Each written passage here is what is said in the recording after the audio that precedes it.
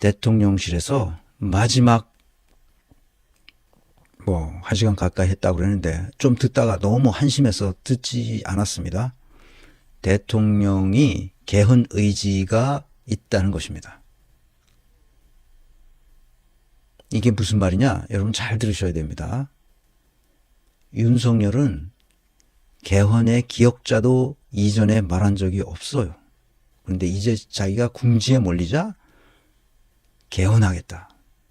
그리고 나는 외치만 하고 내치는 총리에게 책임 총리제를 만들어서 책임 총리제를 하도록 하고 자기는 외치만 하고 개헌이 실현되도록 하겠다. 그래서 자기 임기에 연연하지 않겠다. 그런 얘기를 한 모양입니다. 자, 말이 되는 느낌이 있습니까? 느닷없이 새로운 정책을 내놓으면 그것은 대부분 사기이거나 술책에 불과합니다. 그래서 느닷없이 어떤 정책을 내놓는다면 그것은 잘못된 겁니다. 그거는 국민을 속이기 위한 거짓말에 불과합니다. 그 예가 있습니다. 이낙연이 대선에 공식 출마하는 공약으로 신복지를 주장했어요. 헛되고 헛된 것이죠. 왜? 그런 신복지를 전라도, 전라남도 도청에서 이미 했었어야 돼요. 뭔가를 했었어야 돼요. 근데 안 했다고요. 근데 이제 와서 대선에 출마하려고 신복지를 만든다고? 그건 거짓말입니다. 말이 안 되는 얘기예요. 자기는 총리를 했어요. 그때 왜 신복지는 안 했어요? 그래서 과거가 중요한 거예요. 내가 그래서 과거에 어떤 일을 어떻게 해왔는지를 계속 얘기하는 겁니다. 그러면 그 사람이 어떤 사람인지 알 수 있죠. 속일 수가 없어요. 인간에 대한 이해의 핵심은 10길 물속은 알아도 한길 사람 속은 모른다고 그랬어요. 그런데 그 한길 사람 속을 알 수 있는 방법은 그 사람이 타고난 성향은 바뀌지 않는다는 데 있어요. 사람은 잘 바뀌지 않아요. 그래서 역대 대통령들을 봐요. 그 과거를 보라고요. 그러면 지가 하던 버릇을 계속합니다. 또 높은 자리에 가면 갈수록 그 높은 자리에 가서 뭘 해요? 예전엔 낮은 자리에 있을 때는 낮은 자리에서만큼 헤쳐먹지만 높은 자리에 가면 높은 자리에 가서 더 크게 헤쳐먹습니다. 그래서 과거를 알아야 합니다. 그래야 미래를 예측할 수 있어요. 인간은 그런 동물입니다. 그래서 과거를 뒤져보는 거예요, 제가. 오세훈도 마찬가지죠. 오세훈은 65강에서 작년 1월 14일 날 1년 전쯤에 오세훈을 했습니다. 오세훈의 특징은 없는 내용을 쥐어짜서 뭔가를 보여주려고 그래요. 그게 거짓말이죠. 오세훈의 특징입니다. 오세훈이 이제 대선에 나오게 되죠. 어떤 식으로도 대선에 나오려고 끼룩거립니다. 18세가 되면 4천만 원 목돈을 쥐도록 어린이 펀드를 제안했어요. 미래 세대를 지원해서 투자로 미래 세대에 투자하겠다는 거야. 이게 뭐 주식도 아니고 뭘 투자래 이놈아. 공정한 출발선 만들 것. 이 사람은 원래 공정한 게 꼭 반대로 해왔던 사람이에요. 과거를 보면 그렇습니다. 근데 이제 와서 4천만 원 목돈 주도록 하겠다고. 오세훈 서울시장은 25일 이제 우리 사회는 지원이 아닌 투자로서의 미래 세대의 삶을 실질적으로 바꾸는 정책으로 나가야 한다며 아이들의 미래를 위한 Child Seed Money. 그 영어를 써야 이제 멋있어 보이니까요. Child Seed Money Fund. 그 한국말은 거의 안 들어갔네요. 그래서 어린이 시드머니 적금을 제안한다고 말했죠. 내가 또 말하지만 내가 반복해서 말합니다. 과거에 이런 제안을 한 적이 있으면 이게 의미가 있어요. 그렇게 이렇게 하려고 계속적으로 서울 시비 청년들에게도 이렇게 하고 어린이들에게도 이렇게 해와서 단돈 4천만 원이 아니라 1,000만 원이 되더라도 아니면 100만 원이라도 줄 수 있도록 뭔가를 해왔으면 이 말이 돼요. 그런데 안 했잖아 지금까지. 오세훈은 무슨 말을 해도 신뢰할 수 없는 사람이에요. 이낙연처럼. 그래서 사람과 세상을 올바로 해석하려면 바로 이런 맥락을 잘 이해하셔야 됩니다. 어떤 사실, 사건, 현상이 있으면 그것은 반드시 어떤 맥락에서 일어나요. 4천만 원 어린이 펀드를 만든다 그랬을 때 그것은 어떤 맥락에서 나왔는지를 보면 압니다. 대선 나오려고 구라치는 거거든요. 왜? 그가 과거에 수많은 거짓말로 모면해 왔어요. 외모 헐끔합니다. 소위 말하는 값진 고급진 대학을 나와서 사법고시를 붙었어요. 그래서 변호사를 했어요. 사람들이 신원서판으로 따지면 그만한 인물이 없죠. 그러니까 찍어주는 거예요.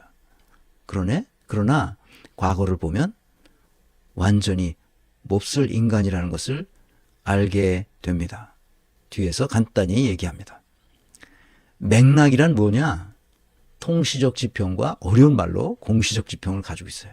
나는 이것을 이렇게 말하면 이거 설명하는데 너무 시간이 많이 걸려서 아예 이렇게 줄여서 말하면 역사의식과 시대정신이다. 이 두 가지. 역사의식은 과거에 어떤 일이 있어서 오늘날까지 이렇게 됐는지를 아는 지식이죠.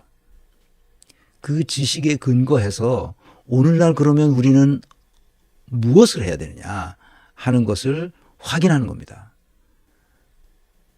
그래서 우리가 앞으로 어디로 가야 되겠구나 하는 것을 확인할 수 있죠. 시대정신이란 그런 겁니다. 역사의식이 있어야 시대정신이 나오죠. 우리가 지금 어디서 여기까지 오게 됐는지, 그래서 우리는 지금 무엇을 해야 앞으로 어디로 갈 수 있는지를 생각할 수 있고 그것을 말할 수 있어요. 그게 뭐죠? 비전이죠. 내가 이 강의의 제목을 오세훈은 왜 정치하는가? 왜 정치를 하려고 하는가? 뭐 때문에 정치를 하는가? 그 맥락을 이해할 수가 없어요. 그러니까 왜 정치를 하느냐고 물으면 대답할 게 없을 거라고 저는 확신해요. 왜? 좋은 말은 다 갖다 쓰겠지. 그런데 그 좋은 말을 과거에 실천했었냔 말이야. 실천 안 했잖아. 실천한 적이 없어 얘는. 왜 실천하느냐? 아니 무상급식 주자고 했는데 무상급식은 절대로 안 된다고 그래가지고 무상급식 찬반 투표를 했잖아. 그래서 나가리 됐어요. 그래가지고 서울시장에서 그만뒀다고. 관점이 있어야 됩니다. 그 맥락을 이해한다는 말은 그 관점을 가지고 있어야 되는데 관점은 그가 가지고 있는 정치 철학이 없으면 관점이 있을 수가 없어요. 정치 철학을 통해서 사상이 나옵니다. 마틴 하이데거라는 20세기의 위대한 철학자죠. 나치에 가담했었던 사람으로 많은 사람의 비판을 받고 있지만 그의 사상은 위대한 것만은 확실합니다. 그래서 많은 제자들이 선생님, 철학자 선생님이라고 불렀죠. 언론도 그렇게 말하고. 그런데 자기는 철학자가 아니라고 말합니다. 자기는 사상가라고 말하죠. 나는 사상가일 뿐이다. 사상가가 뭡니까? 생각하는 사람이라는 거죠. 나는 철학자라기보다는 사상가라고 말하는 것이 옳다. 이렇게 말했던 철학자, 위대한 철학자 마틴 하이데거. 그런 철학과 사상이 있을 때에만 그가 어떤 일을 어떻게 하리라는 것을 알 수 있어요. 그게 정체성이죠. 자신의 정체성. 이 아이스버그 모델의 제일 가운데 있는 게 정체성이죠.